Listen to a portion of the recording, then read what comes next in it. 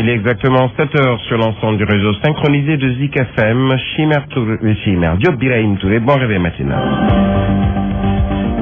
Les titres de cette édition: la banlieue, terreau fertile pour le terrorisme, affirmation d'un expert en sécurité qui l'explique par la pauvreté et l'oisiveté. Il faut jouer sur la carte de la sensibilisation et de la prévention.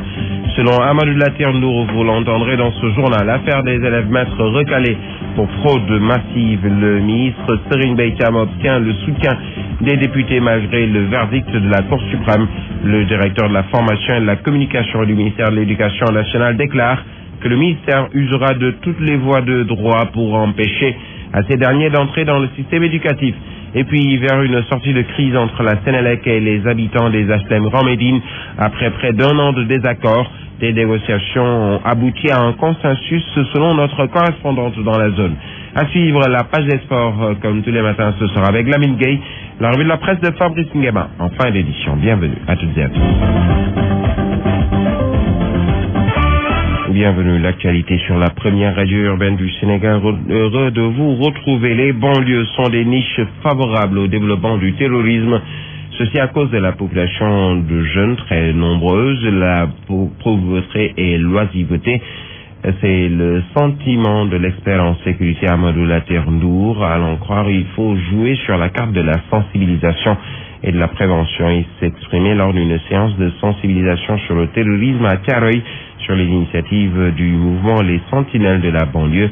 Amadou Latir-Ndour, il est avec Younous Baldé. Pour qui connaît le terrorisme, qui connaît le terrorisme dans son aspect, la banlieue, vraiment un bastion favorable pour semer les graines du terrorisme. Parce que nous avons la population à majorité pauvre dans la banlieue, les gens n'ont pas de boulot, donc ils sont justement disponibles à faire ce que les gens veulent, justement. Et autre chose, c'est qu'ils sont pauvres. Ces éléments, on les trouve plus au niveau de la banlieue, donc c'est pourquoi on a dit qu'il faut commencer notre politique de sensibilisation au niveau de la banlieue. Il est important qu'on sensibilise les gens pour reconnaître les différents types de terrorisme. Dans les types de terrorisme, il y a justement le terrorisme organisé et le terrorisme, le cyberterrorisme. Il faut sensibiliser les gens parce que là, vous pouvez ramasser une clé USB dans votre parking, justement par curiosité, mettre ça dans votre ordinateur et là, vous exposez votre pays à tous les dangers par un contrôle systématique de l'auteur de cette clé qui peut être un groupe terroriste. Le cyberterrorisme, c'est une forme d'attaque pour justement neutraliser un système ou bien contrôler ce système d'un pays, quel que soit l'organe. Et puis, nous parlons de tout à fait autre chose avec ce différend entre la Sénélec et les habitants de Grand Médine, c'est dans la banlieue de Dakar, vers une sortie de crise. Au sortir d'une assemblée générale, les habitants de Grand Médine ont annoncé que la Sénélec a proposé des points afin que le problème des factures exorbitantes soit définitivement réglé.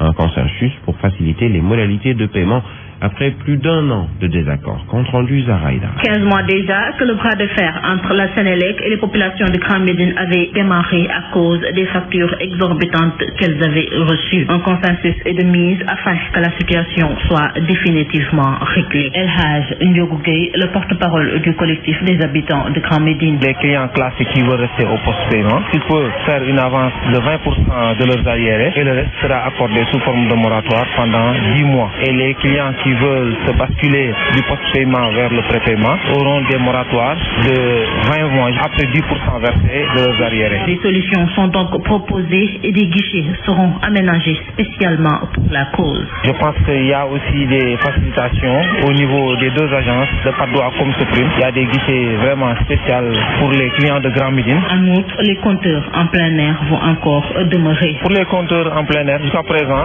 nous n'avons pas eu de réponse pertinente parce que le système split est un nouveau système qu'ils sont en train d'essayer. Ça va couvrir l'intégralité du territoire. Mais de toute façon, il y a l'aspect technique. Il y a une équipe technique qui sera déployée au niveau du quartier. Il y a des compteurs qui prennent feu. Il y a des problèmes. Cependant, à long terme, ces compteurs en plein air ne vont-ils pas créer d'autres problèmes si jamais ils ne sont pas supprimés? Grand Médine, Zahra Aïdara. Zik FM. Zahra Aïdara, en plus bref, tournée, sitting, marche, grève générale et illimitée, c'est entre autres, ce sont là les points du plan d'action de l'intersyndicale des agents des collectivités locales, comme nous l'apprend le journal Le Populaire. Ces derniers se disent victimes de l'acte 3 de la décentralisation et ils ne peuvent plus continuer à subir ces désagréments. Sylvia Ndiaye et ses camarades ne comprennent pas, selon le quotidien Le Populaire, l'inertie des autorités gouvernementales et locales face aux maux qui les assaillent et ont décidé de passer à la vitesse supérieure pour obtenir gain de cause. Le budget du ministère de la Femme et de la Famille et de l'Enfance a connu une hausse, un budget qui s'est arrêté à 17 milliards 671 000 francs CFA contre 16 milliards la précédente session. La question du financement a créé des disputes à l'Assemblée nationale entre les députés de la mouvance présidentielle. Le ministre qui faisait face aux députés a apporté quelques éclairages par rapport aux préoccupations des députés sur les questions comme la formation de la femme et les matériels d'allègement. C'est un compte rendu de Fatoumata Diop. La formation des femmes, la protection des droits des femmes et des enfants, le financement des activités des femmes étaient au cœur des préoccupations des députés. Malgré toutes ces préoccupations, les députés n'ont pas manqué de critiquer le ministre de la Femme qui, selon eux, n'ouvre pas ses portes. Demande nañ ko audience pour wax ak moom te wax bi benn nekkul député bi soxla pour boppam lu mu soxla pour askan bi yónni ko pour ñu doxal ko kon war na ñuy ubbi seen bu. Il y a des femmes qui avec un bébé sont en train de mendier dans la rue. Je pense que c'est à éviter et que le ministère de la Famille, de l'enfant, la direction chargée de la protection des enfants devait quand même prendre ses responsabilités. Cette question du financement a même suscité des disputes entre les députés de Benno Bokk Yakaar. Honorable député, laissez-nous travailler. Ces députés ont également sollicité au ministre de reprendre les activités de la quinzaine de la femme. Face à toutes ces préoccupations, voici les réponses du ministre. Nous avons pris les orientations allant dans le sens d'assurer la promotion de la femme, la lutte contre les discriminations à leur endroit et l'intégration du genre dans les politiques et programmes de développement. Le ministre a affirmé en ce sens que le président de la République a donné des directives pour qu'on reprenne la quinzaine de la femme, mais en parfaite harmonie avec le plan Sénégal émergent. Et puis sachez que le ministre Mariama Sarr n'a pas manqué de recadrer des députés qui voulaient diviser le ministère en félicitant le ministre délégué Moustapha Diop pour les financements octroyés aux femmes. Selon Mariama Sarr, il n'y a pas deux ministères et les deux travaillent en parfaite harmonie pour l'intérêt de toutes les femmes du Sénégal. Vous l'entendrez dans notre édition en Wolof. Le budget du ministère de l'Enseignement supérieur et de la Recherche a connu une hausse de plus de 19 milliards de francs CFA. Il a été arrêté à plus de 149 milliards. Les députés l'ont voté à l'unanimité hier matin. Plusieurs dossiers étaient posés sur la table du ministre, parmi lesquels la cherté des inscriptions à l'université, le retard dans le démarrage des travaux de l'université du Sine Saloum, le problème de paiement des bourses et l'université virtuelle du Sénégal, sans oublier cette problématique des 690 élèves maîtres qui ont été réhabilités par la Cour suprême, mais les députés, notamment de la majorité, ont tenu à apporter leur soutien au ministre de l'Éducation nationale, Serigne Mbaye Thiam. Sachez que le ministère de l'Éducation sera là et veillera à l'intérêt du Sénégal, car il n'y a aucun pays qui se développe avec de la magouille.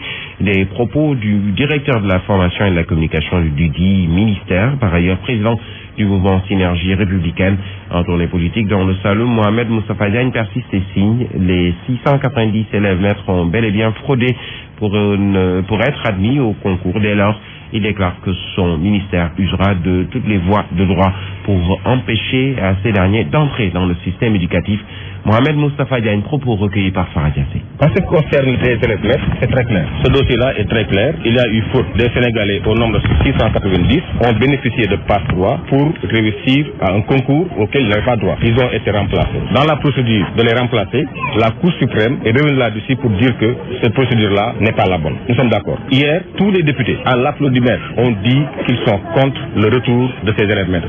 En tout cas, en ce qui concerne le ministère de l'Éducation nationale, nous ne pouvons pas permettre et nous userons de toutes les voies de droit légal pour empêcher ces Sénégalais-là d'entrer dans le système. On ne peut pas confier nos enfants à des Sénégalais qui font 150 fautes dans une dictée, à des Sénégalais qui ne savent pas ce que veut dire Maïs Mouka, quel est votre nom en arabe et qui veulent enseigner l'arabe. Ce n'est pas possible. Il faut aller vers des retours forts pour changer ce pays. On ne peut pas avancer dans la magouille, dans la fraude. Il n'y a aucun pays qui s'est développé par la magouille et par la fraude. Et dans cette affaire-là, principalement, il s'agit de magouille et de fraude. En tout cas, le ministère sera là et veillera à l'intérêt du Sénégal.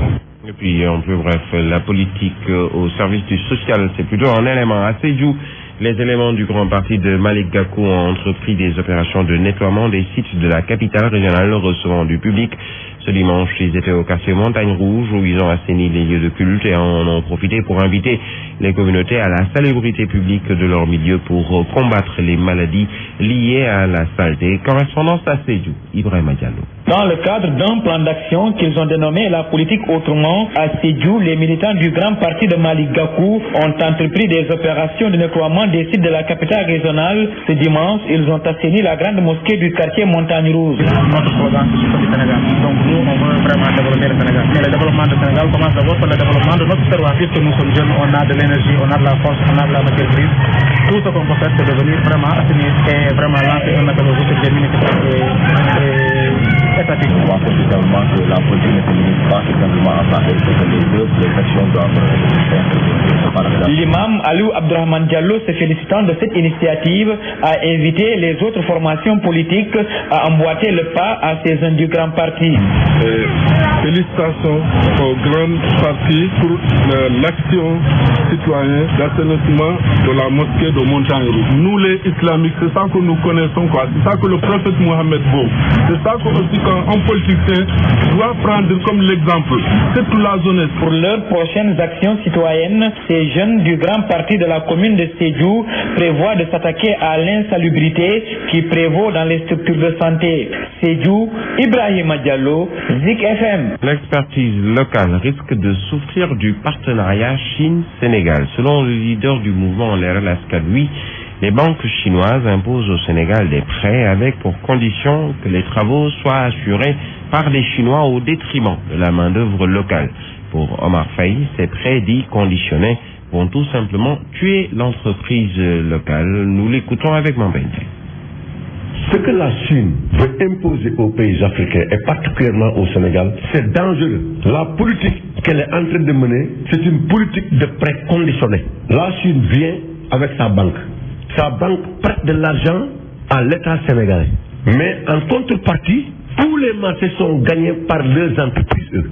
C'est-à-dire aucune entreprise sénégalaise ne va gagner un seul marché. Ça veut dire que ça entraîne immédiatement la destruction de toutes les entreprises sénégalaises.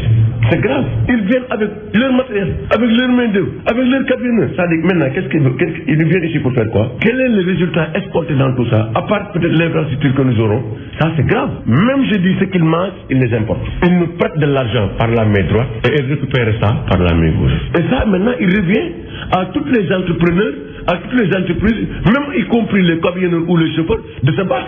Parce qu'il n'y aura plus de main-d'œuvre locale dans ce pays. Cap sur Saint-Louis où la FIDI inaugure un centre de formation scolaire et professionnelle pour les sourds-muets.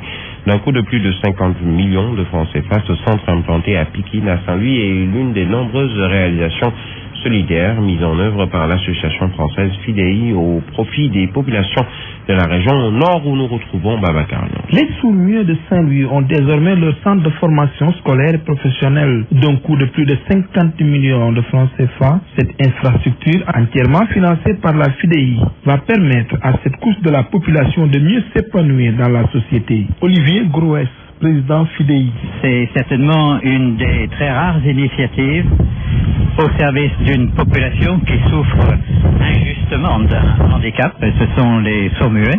Il y a aussi d'autres formes de handicap et d'autres que nous vont essayer d'agir dans une vocation éducative et sociale au service du développement.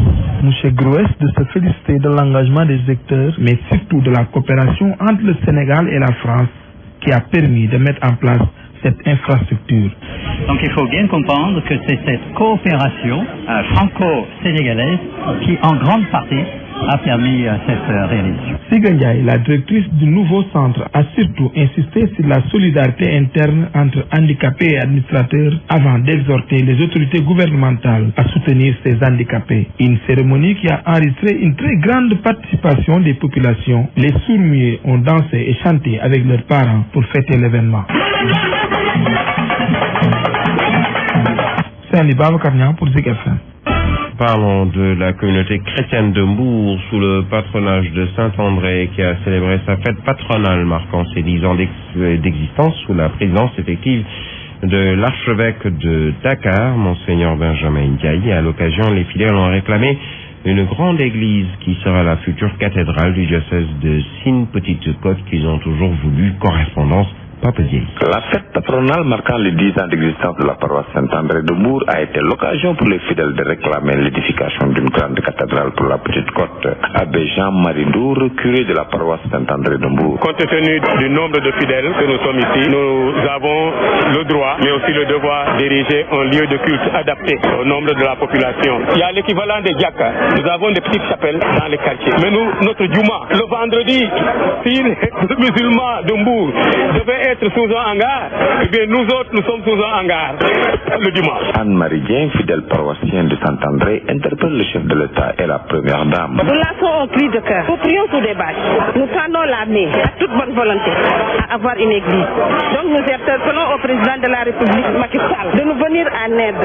C'est un appel urgent. Nous interpellons aussi la première dame, Madame Faisal, une femme généreuse qui peut aider. En tant que maman, en tant que fidèle, nous vous appelons pour nous aider. Le ministre des Forces armées, Augustin Tine, venait participer à la cérémonie, entend passer le message au président de la République. Depuis un certain temps, on parle de la cathédrale de la Petite Côte. La participation, j'en parlerai naturellement à monsieur le président de la République, qui, nous le savons tous, est engagé à accompagner toutes les communautés religieuses du Sénégal. Nous restons avec vous. Cette cathédrale n'est pas encore acquise au vu du long processus que cela doit suivre. Selon l'archevêque de Dakar, Monseigneur Benjamin Ndiaye, mesure les besoins en lieu de culte qui sont immenses. Des chantiers qui constituent pour lui de nombreux défis de l'archidiocèse de Dakar. Propos recueillis par notre correspondant. Une cathédrale ne peut pas exister sans évêque. Donc la question c'est de dire est-ce qu'il faut continuer à vivre l'identité de l'archidiocèse de Dakar telle qu'elle se présente ou il faut voir une subdivision. C'est une question qui est posée sur la table, elle ne date pas d'aujourd'hui. Elle demande évidemment une grande réflexion. Il faut mesurer le pour et le contre, mais aussi une réflexion qui doit être menée avec les autres pasteurs du Sénégal, sans compter maintenant toute la relation qu'il faut faire avec l'administration vaticane en la matière. C'est pour dire quand même qu'il y a un long processus à entreprendre avant d'arriver à avoir éventuellement un diocèse de Sine-Petite-Côte. Vous pensez Mbour, mais moi j'ai sillonné la banlieue de Dakar, je me rends compte du nombre de paroisses nouvelles qu'il faut créer, de communautés qu'il faut équiper en prêtre, en presbytère. Bref, les besoins sont immenses.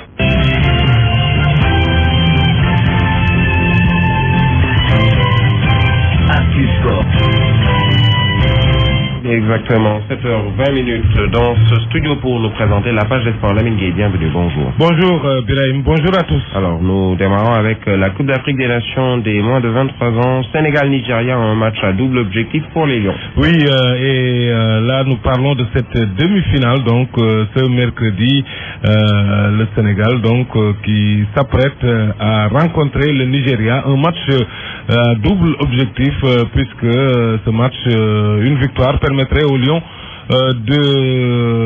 d'aller justement à Rio avec les JO et justement de pouvoir aussi se donner les moyens peut-être de gagner une CAN à domicile. Ils en ont conscience, tous ces jeunes.